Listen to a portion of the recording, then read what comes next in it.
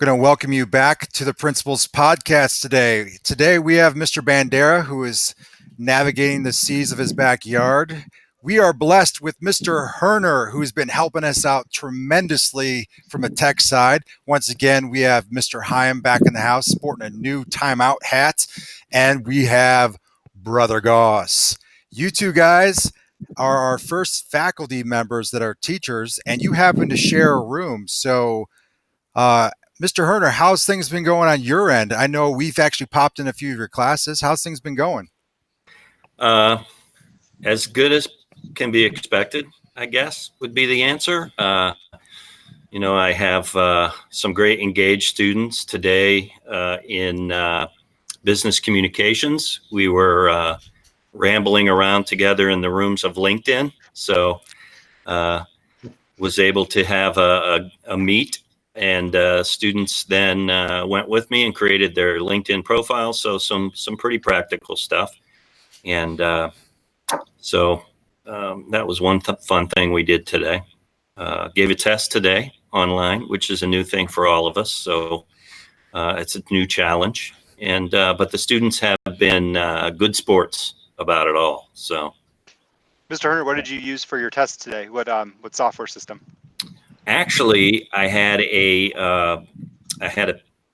PDF with the students loaded something called Cami on, where they could annotate that PDF, and I could watch them as they annotated it. So it was kind of it was like a shared document, and each one had their own, and they did their test, even down to I could watch them as they wrote an essay, which so it worked out well. Do you get any feedback from the students on the experience of what they thought about it? Not yet. That was my last class of the day today, so I plan on finding out tomorrow. They just said it was easy to do, so from that standpoint, it was a good thing. And maybe we'll let it sink in a little bit and then talk to them tomorrow about how they felt while they were doing it. Sure. And Brother Goss, both of you guys love human connection, and more recently, it's been you and your fellow Chardonnites inside your house and your wife. And how have you been doing with this transition to technology? Well, the kids, I think, have been doing an amazing job. I was pretty nervous about this all starting because I've never taught this way before, just online. And so I was concerned that the kids would, not be able to engage very fully. And so far, I've been really impressed with the way they've taken this on. My AP kids have been keeping learning logs to kind of keep track of the review that they're doing to get ready for the AP exam, which is coming up here pretty quickly, about 4 weeks. And with my 8th graders, they've been reading a book that we've read for years, but we've always read the book together in the room. And I've been able to talk with them as we've, read the book and kick ideas around. And that's the thing that I'm really missing, is just being able to, look a kid in the face and say, hey, what'd you think about that? And have them, tell me what they think about that. But they've been pretty good in, exchanging emails when they don't understand something, being a little bit more thoughtful with extended responses than maybe they would be otherwise, because I don't know what they're thinking if they don't tell me what they're thinking. But overall, the kids have been impressive. And my daughter and Miss Rhonda, they just tolerate me, I think. They just tolerate me. You're about one documentary a day, and that keeps me sane, and it keeps them from going crazy. We watched the entire Parks and Rec in Netflix, so that's over. I don't have to watch any more of those, and I enjoyed them more than I should have. But it's better than I expected. What book are you reading in 8th grade right now? Say again now? Sorry, what book Are you reading in 8th grade right now? We're reading Narrative of the Life of an American Slave. It's written by a fellow named Frederick Douglass, and we've used it for years. And it's a great book. It's a great way to look into what happened with slaves. And the cool thing is, I think everybody who was in 8th grade at Chardon Middle School that's in the high school, they've read that book, because both Nates and I do it. So it's kind of something that everybody's got in common as an experience. But, if you want to learn what life's like, you listen to somebody who lived it. And so that's kind of the cool thing about Fred. For me, as a history teacher, that's what I love about it. But the kids are doing pretty well, you know. It's pretty exciting. Brother Goss, you're a storyteller. So Yeah. is your daughter and wife running from you because you have no one to tell stories to? You know, since that's funny. Since museums are closed, then you know I'm just recycling stories because you know I remember the time when that gets old pretty fast, Yes, and yes. Elena will just disappear, and I hear her door close to her room, and then I know, you know, she's hit the limit.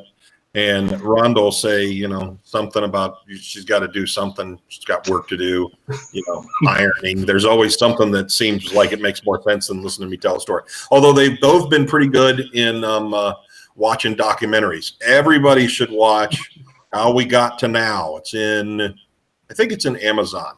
Everybody should watch it. It's amazing. Really, really big history science kind of merger. Oh, there's my phone. I'm going to ignore that. I don't usually answer the phone anyways. It's the real phone. Oh, wow. Yeah, you know what I'm missing out on? Brother Goss and I shared some topper times this year.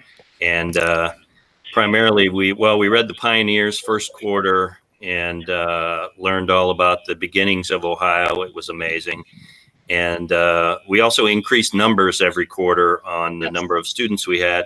And we started reading about some presidents. And so I miss being in that room, for instance, most recently laughing about last quarter, we were laughing about nicknames of politicians back in the day that were maybe not so politically correct nowadays. And so you can do that online, but it's different to kind of hear the chuckles in the back of the room and things like that. So I'm really missing that. Yeah. So I have everything Al just said. I'm missing that too. And I can play my music loud on Fridays, but Mrs. Herner just tells me to turn it off, and my dogs bark at me. So, you know, it doesn't really help. I've tried to play it so loud that the police will come, but they probably have better things to do. So We'll have to alert Officer Carlson to that. Yeah, right. So, Mr. Herner, I have a couple questions. I'm just going to ask one right now. One is, you're your grandpa, and Yeah. and how has it been? Because you know, Dwight can say, "Hey, I can watch my daughter walk into a room and slam the door," and Ryan can say, "My kid is biting at my ankles," and Doug is watching his kids flying around during Kahoot, and you're like, "I want to just hold my little babies." How are you connecting with your grandchildren and your children? That's been a rough thing. That you know, FaceTime only goes so far. And we had our granddaughter Hope was born just before the quarantine started, so I got to hold her maybe a couple of times, and now she's just turning a month old and growing fast, and so that part of it's tough. I have 3 granddaughters; all 3 are growing up fast. It looks like, and we've toyed with the idea of going to their house on their back deck and seeing them through the sliding glass door. We haven't done that yet, but that's on the radar, possibly just to be that close to them. So that part's been tough, and you know, you can connect all you want. Everybody knows that from this experience electronically, but it's just not the same. And we just want to hold the littlest one, Hope, for sure. So. Yeah. You have to bring your dry erase markers for the back glass door. There we go. Yeah. We'll do some lessons while we're there. Yes. Some ABCs. The oldest granddaughter is Elsie, and she's starting kindergarten in Chardon next year. So. Excellent. Yeah.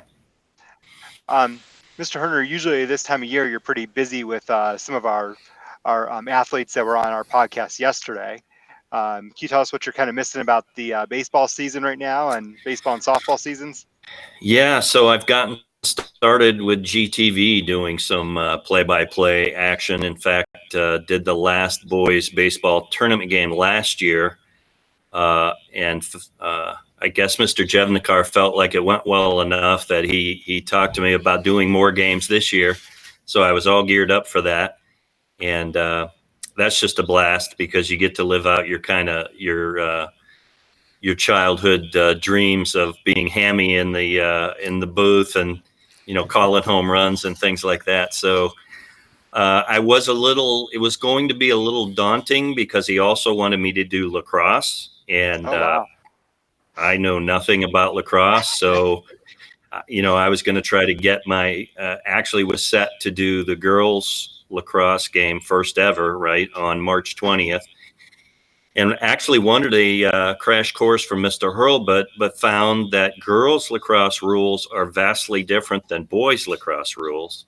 So even Mr. Hurlbut didn't want to take a stab at it. So that was going to be an experience trying to learn about that. But yeah, so I'm definitely missing out on one of my previous lives had me in a trajectory for radio and television. I went to Ohio University. I have my undergraduate degree is a communications degree, and got to do some play-by-play and some radio there while I was there. Got out of college and quickly found out you can't make any money doing that, and also wanted to get married to my high school sweetheart, which I did. But starting a family on the pittance I was making at actually 2 radio stations at the same time. I was on a station in Warren, Ohio in the mornings. I had about an hour's time to get to Kent to be on the air there. And also remember that I had 2 different names at the 2 different radio stations. But even with being on 2 stations, I wasn't making, you have to really be able to bounce around to different markets to be able to do that. So these things, doing this and being in the booth for football games kind of gives me a flavor for some of those things that, that are just a blast to do now for me. And Mr. Goss, you're a permanent fixture for, I know, both boys and girls basketball throughout the season. Do you have a spring sport that you love to watch? Track and field when it's not raining. Okay. So about 1 meet a year? Yeah. When it's not raining or snowing in Chardon, I really like to watch track and field. I coached track and field for a long time, way before probably you guys were around. I don't know if anybody was here when I was still coaching track and field, but sort of when we had Elena, it became difficult to cover all those bases. So I quit coaching, and then I didn't start back again because I hate standing in the rain. And all the track and field athletes out there, they know what I'm talking about. That's all you do. And those meets go by so quickly, that each meet seems like it takes a week to finish a meet. Yeah. So, Mr. Goss, you are very nimble. The question is, were you the sprint coach? So believe it or not, I was a high jumper in high school. I know, it's crazy. High jump. So I coached high jump and shot and disc. That probably makes more sense. But relays. Yeah. I was actually not the significant man that I am today. Back in the 1980s, there was a little bit less of me. About half. I do have a question, because now we're learning that you are a man of many skills. A lot of our folks out there listening don't know that you are actually quite handy. You're really good with your hands and like fixing things. And have you had to do any house projects while we've been out? You like to pipe fit and do all those things in your basement and other people's homes. Anything you've been working on? Yeah, I've actually been building cabinets for our Rhonda and I's bathroom. So I've been working on that. I'll share some pictures once I have some pictures that are worth sharing. But it's kind of a cool hobby. It's not a cheap hobby, but it's kind of a cool hobby, and keeps me out of trouble. And I go and hang out in the wood shop when the girls are really tired of me, and I walk into the room and they just roll their eyes. So that's sort of my indication that I'm supposed to leave the house. So I'll go hang out in the wood shop. Yeah.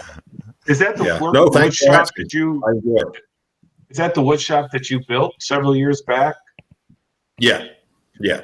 It's just up over the hillside here, still on the same place, but just up over the bank. That's what I tell the girls. I say, I'll see you in a little bit. I'm going up over the bank.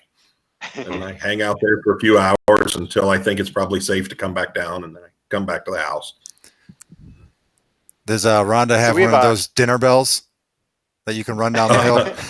No, I've actually kind of taken over supper responsibilities. So I've been cooking supper a lot. We're still trying to go out to eat, but we order it in. It's kind of hard to do that, just to kind of help the restaurants out that are around us. Herner, you talked about that before this all got rolling, and it's a good idea, but it's just tough to get out to be able to do that. Mm-hmm. Yeah, that's what I was going to ask you guys. What's your best quarantine meal so far? There's something you've ordered in or ate, and then also we have a holiday coming up this weekend. What's on your Easter menu?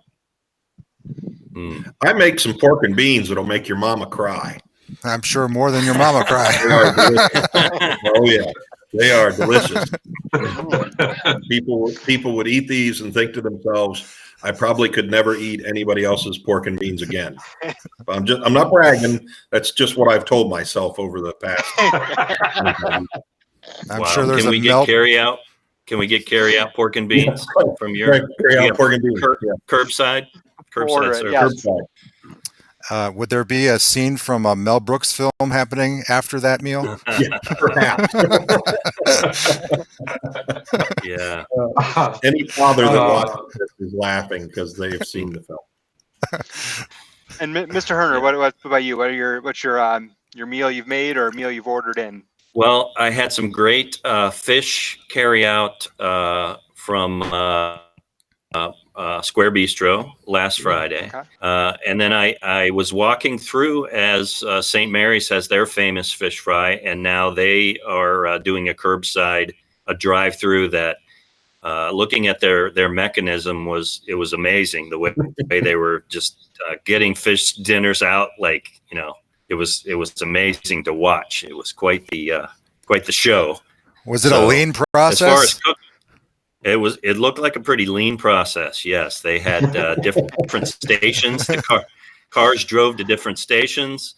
They had drones flying overhead to make sure that they were not drones. It looked like a pretty good process. I'm cooking a little myself, but we get one of those. It's called Home Chef, so one of those services where you have everything in the package.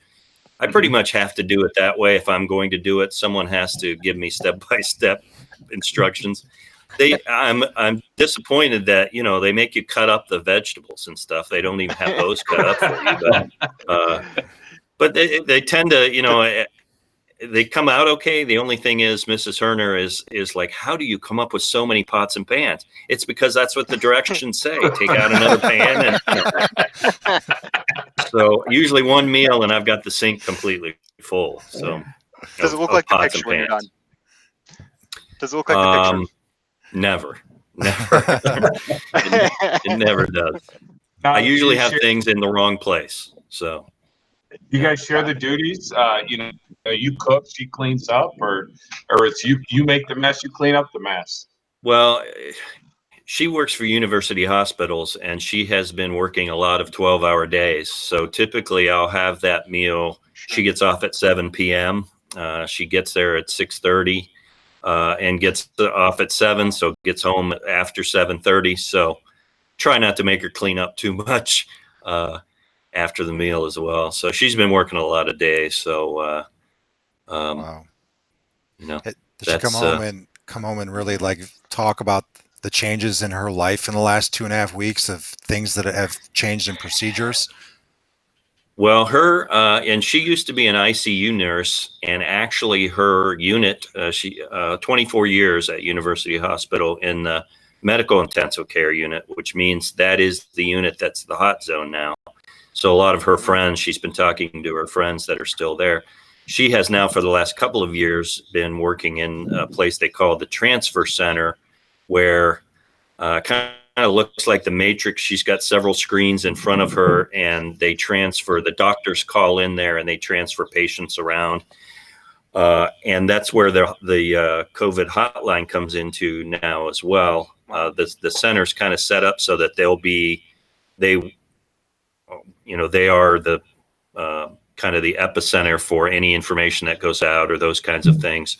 And so she's actually worked the hotline as well, which means they have two hotlines, one for the general public and one for doctors trying to get answers as well. So some days she answers that hotline and other days she does her normal work. So that's been different for her, and different has been the number of days.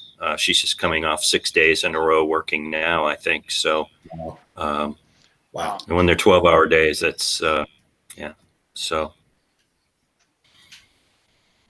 But Wow. So, guys, anyway, didn't mean to bring the conversation down here.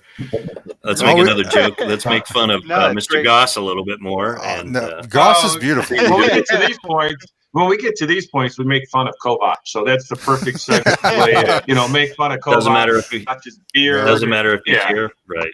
No. My- He listens every day. My wife He's is actually like, here. He just hasn't stood up yet. So that's all. you know what I'm going to do while we're in here? I'm going to add him in here for a second while we're talking to see if we can go live If with you him. can get him. Yeah, we'll see if we can get him. He could defend himself. In Yeah. my household, we talk about we have breakfast, we have lunch, and then we have dinner.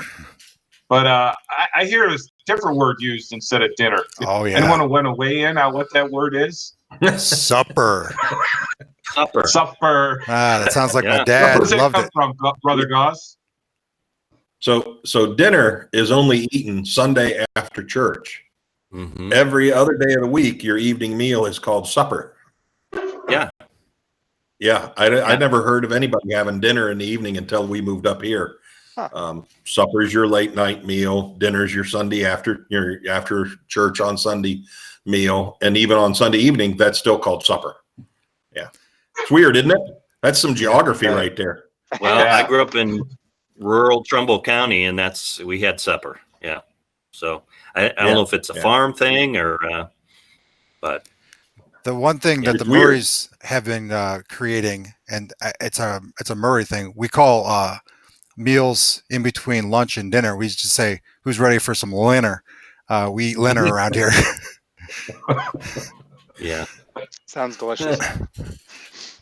They are delicious, especially when when we were cooking on the Blackstone recently. You look like the Swedish chef out there. He's like, it's just like cooking like crazy. Yeah, it's good stuff. When I'm here by myself, nobody yells at me if at lunch I eat beefaroni. So that's probably my favorite lunch. Yeah, That's the kindergartner in you trying to get out. that's it. Yeah. We talked to Quinn Allen last week, who's one of our Kahoot frequenters, and he said, I asked him if he's still eating his Alfredo he eats every day at lunch, and he said absolutely, he's on it. So that's still for his Alfredo dinner. He gets it.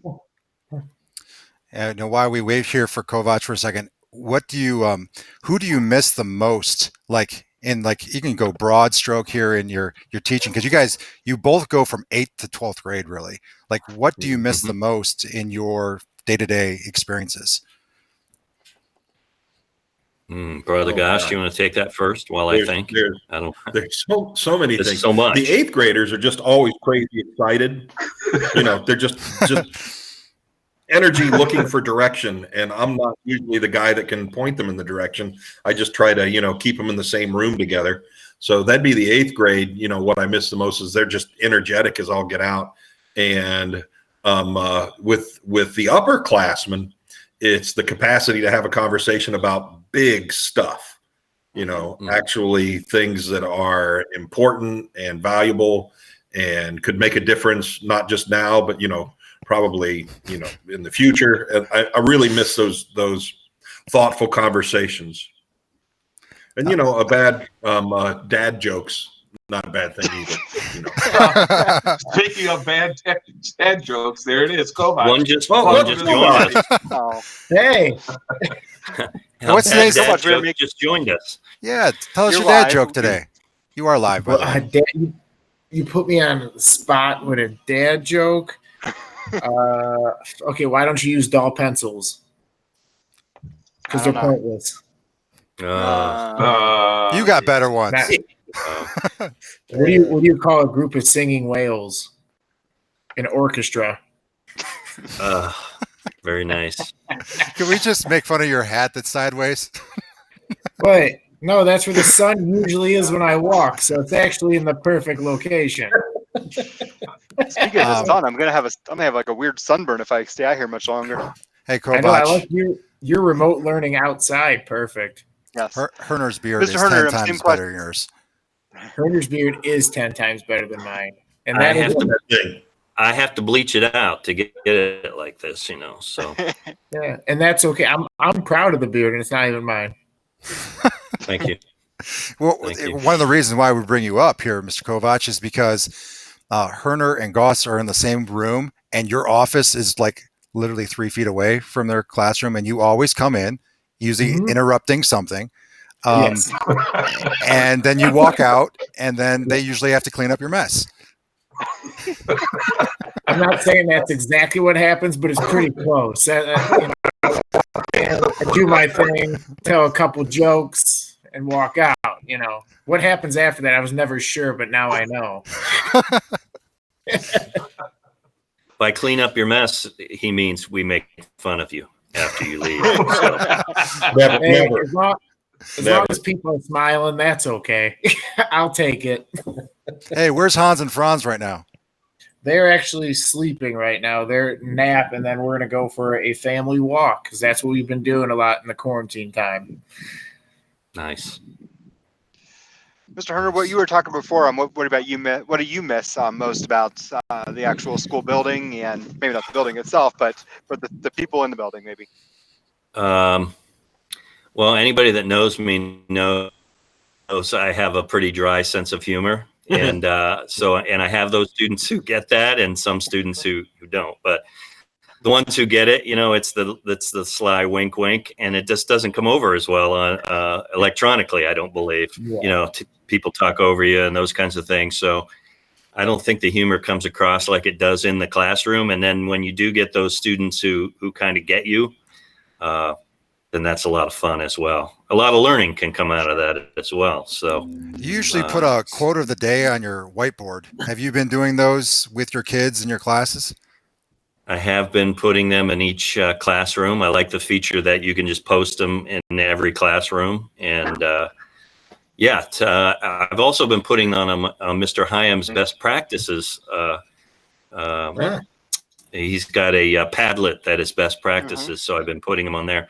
So Mr. Hyam puts up this nice inspirational quote, and then I follow it with like today's. It said, "I wonder if regular dogs see a police dog and say, 'Oh no, it's the cops.'" Yep. Things like that. Just amusing things. I Very, wonder. very. You should have said the fuzz. That would have been funny. Well, I need you. That takes it up. I needed you. Yeah. When I used to walk in there and see them, I used to actually use the Jack Handy voice.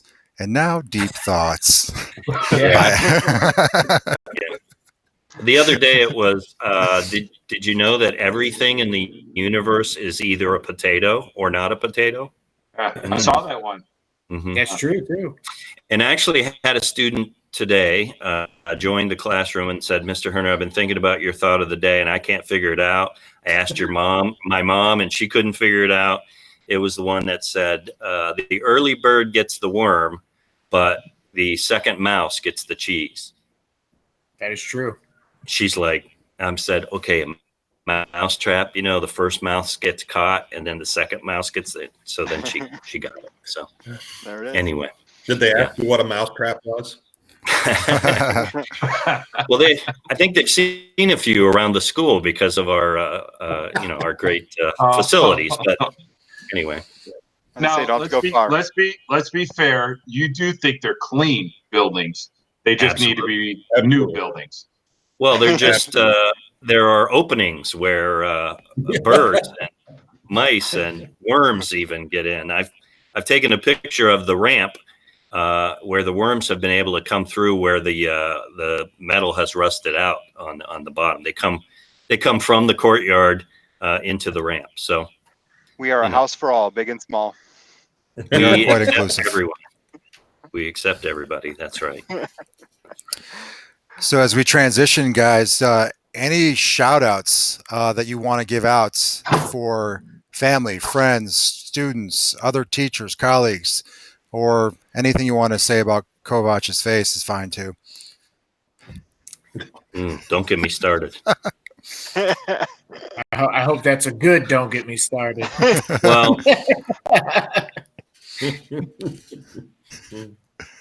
I just say I miss everybody. Wish we could be together instead of doing this remote stuff. But if this had been just 15 years ago, we wouldn't be doing this. So we'd have been sitting in summer school.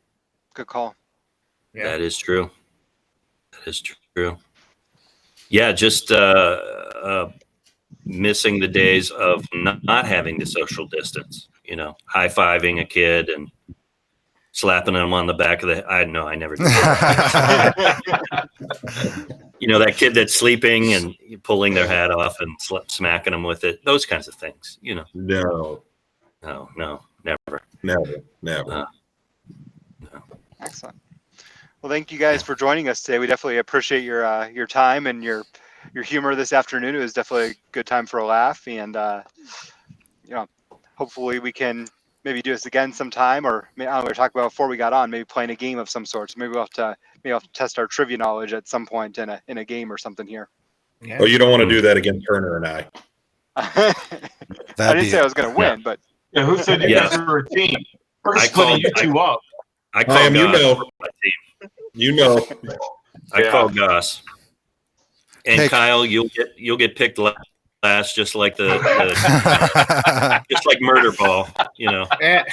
Hey, Just my like trivia dodgeball. Kahoot game has been good lately. I've been Well, up that's there. true. You have been Yeah. hot on the You got beat by boys today, Kovac. Young boys. Or did I let him win? I don't know. Oh. Boo. Mhm. Yeah.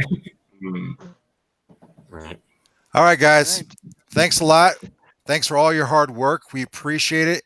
Obviously, we'll see you guys in meetings in the next couple of days, but blessings to you and your families. Been an honor being on here with you guys. Hey, could you And give us some? Kyle. Oh, thanks. Hey, Herner, we do need some advice. We don't have radio faces or voices. We're kind of just here. Give us some advice of what we could do better. What can you do better?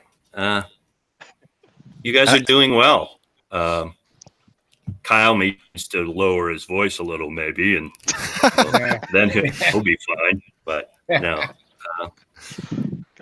the problem is you can see your face, because when I'm up in the football booth up there, I make all kinds of strange faces as I'm announcing things.